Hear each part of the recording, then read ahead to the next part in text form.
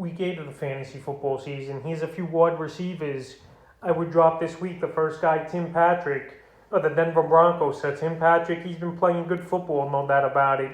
The last few games filling in for Jerry Jeudy. Besides last week's game in Week 7 at the Cleveland Browns, only 2 catches for 16 yards on 5 targets. But now Jerry Jeudy, he's been cleared to play. He's been ahead of schedule.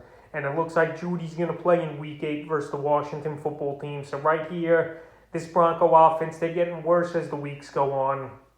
With Teddy Bridgewater obviously banged up, not throwing the football well, and the offensive line not blocking and protecting as good as well. So Tim Patrick, maybe in deeper leagues you keep him, but now with Jeudy back in the mix here in Week 8 and Courtland Sutton looking healthy and pretty solid this season, and Patrick's going to take a backseat and be the number 3 receiver here on Denver. So I think it's going to be a lot of inconsistencies for him the rest of the way. But obviously, if another injury happens to Sutton or Jeudy, he'll have fantasy value. But right now, I don't think he'll have much value, especially in 10 and 12 team leagues. And he's a wide receiver I would drop this week.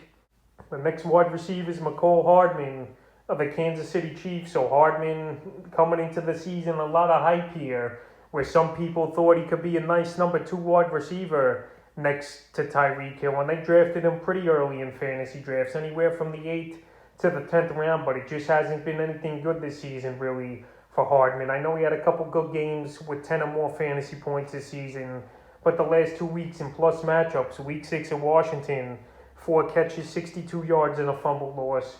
And Week 7 at Tennessee, non-existent, 4 catches, 28 yards, and a fumble loss. So right here, he's not been the big deep ball threat that many people thought he would be for Patrick Mahomes and this explosive Kansas City Chief offense.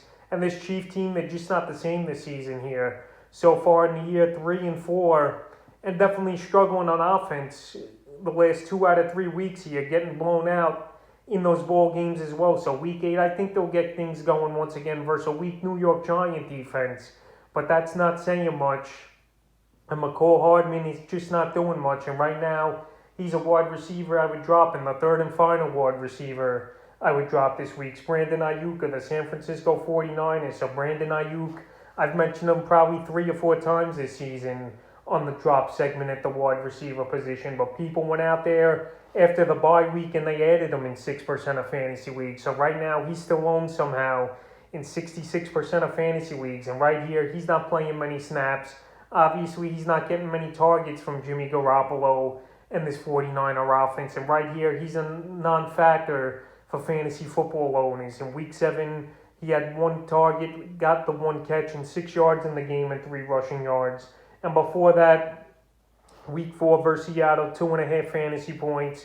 Week 5 at Arizona, 5.20 fantasy points. So right here, I can't trust Aiyuk. He's just not doing anything for this 49er team. Can I see him turn things around? Yes, but right now, with no production from him right now, he's an easy receiver to drop, and there's better options on the waiver wire, like I mentioned this week. So that's a few wide receivers I would drop here for Week 8 of the fantasy football season.